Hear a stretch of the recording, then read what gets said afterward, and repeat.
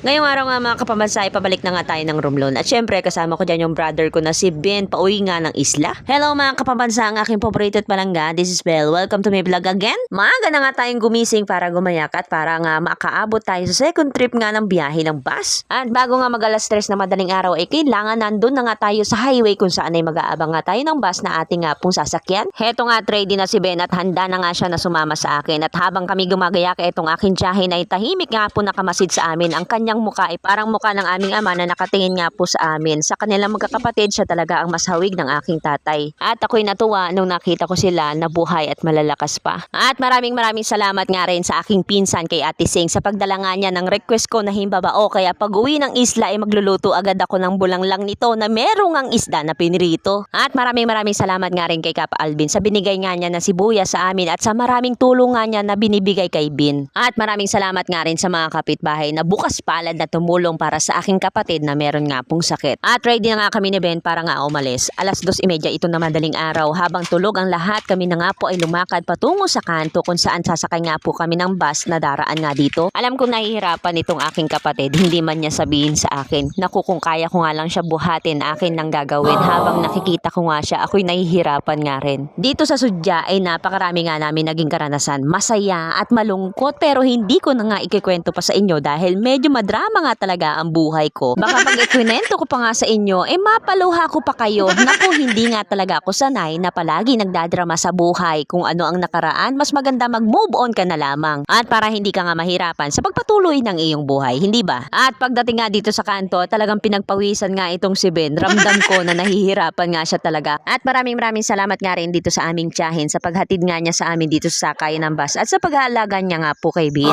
At sana ay buhay at malalakas pa nga sila pagbalik nga namin dito sa Nueva Ecija. Nakakatuwa nga lang pagmasdan nitong lugar sa gabi dahil puro solar light nga ang makikita mong nagbibigay liwanag nga dito sa lansangan. Alas 3 mahigit na nga na madaling araw nung dumaan nga itong bus na galing nga po Papaya patungo nga po ng Cubao. Kaya hindi na nga kami mahihirapan dahil diretso na nga itong aming sasakyan. Kaya naman nagpaalam na nga kami dito sa aming tiyahin. At pag gumaling na nga itong si Ben ay pwede nga siyang bumalik dito sa Nueva Ecija kung kanya nga pong gugustuhin. At hindi ko naman nga siya pipigilan kung yun talagang kanya na naisin na bumalik nga dito sa amin. Ngayon ay isa nga lang ang aking nais na makuha nga siya at mapagaling nga sa kanyang sakit. Alas 7 na nga ng umaga nung makarating nga kami dito sa Cubao. Dito nga kami binaba sa jam kaso wala nga po ditong biyahe padalahican kaya naman umikot kami dun sa kabila sa Jackliner at nagtaxi na nga lang kami. Dahil yun nga talaga ang regular na bumabiyahe pa Lucena Dalahican Pier. At pinilit ko nga po talaga matulog sa biyahe para kahit papano meron nga akong panlaban sa pagod at puyat. At pagmulat nga ng aking mata, abay nandito na pala kami sa Lucena. Ilang sandali pa ay narating na nga namin itong Dalahican Pier. Dito nga sa sakayan ng barko pauwi ng isla doon nga po sa amin. At pagdating nga po dito sa terminal ay kami nga po'y kumain ng panahalian netong baon nga namin. At para itong si Ben ay makainom ng gamot na nga rin. At narito na nga rin yung Star Horse shipping line na aming nga po sasakyan patungo nga po ng Romblon, Banton Island. At habang maaga pa nga at wala pang masyadong tao dito sa terminal ay naglinis nga muna kami ng kanyang sugat. Kailangan nga kasi itong malinisan na palitan ng benda at malagyan ng gamot yung kanyang sugat sa paan na bago nga pong opera. At para syempre makaiwas sa infeksyon ito nga pong kanyang paa na bagong opera. At patapos nga namin malinisan itong kanyang paa ay nilagyan naman nga niya ng kulambo at para hindi lamukin Estel langawin buiset.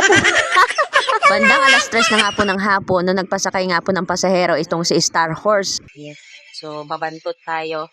Ang biyahe nito mamaya pa nga alas 5 at ang possible na dating natin doon is mga 11 o'clock in the evening. Ganyan. Itong malaking barko na pumabiyahe sa Romblon ang ating nasakyan ngayon.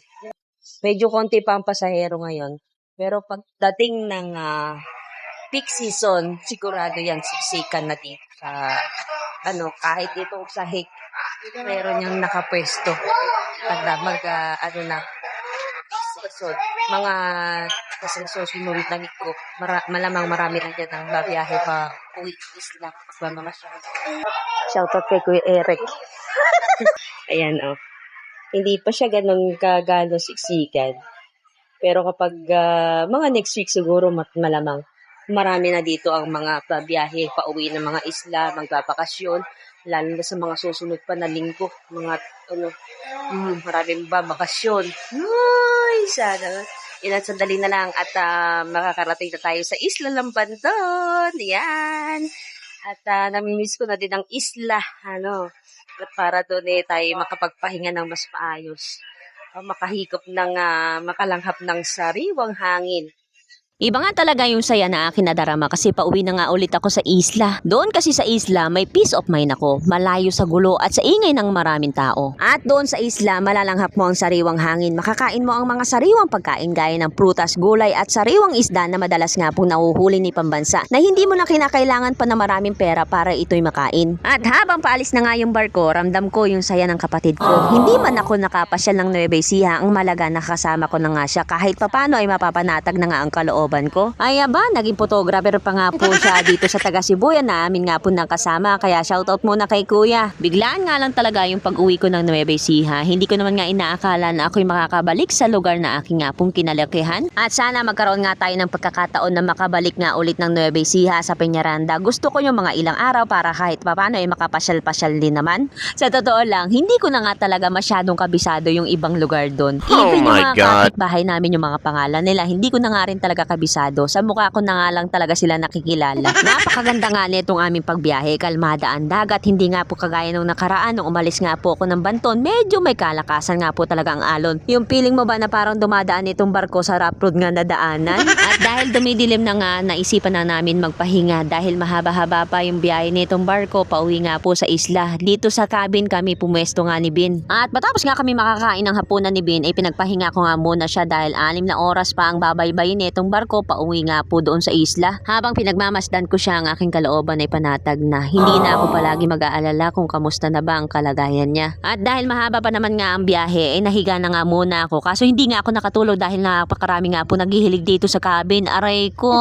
Makalipas nga po ang ilang oras na biyahe, maya-maya nga lang ay nag-announce na yung announcer ng barko na maging alisto dahil malapit na nga raw dumaong yung barko sa isla nga po ng Banton. Agad ako naging alisto, ginising ko na nga si Bin at baka madala pa nga kami sa San Agustin. Kahit hindi pa nga nakakadaong itong barko dito sa isla ng Banton, ay bumaba na nga kami dahil itong aking pasyente iika-ika pa rin at para nga hindi kami makipagsiksikan sa mga maraming pasahero na bababa nga dito sa amin. At pagrampa nga na itong barko, agad na nga po nagpababa ng pasahero nga po dito sa isla ng Banton. O paano, andito na kami sa isla. Maraming salamat sa inyong pagsama mga kapambansa. Hanggang sa muli, bye-bye!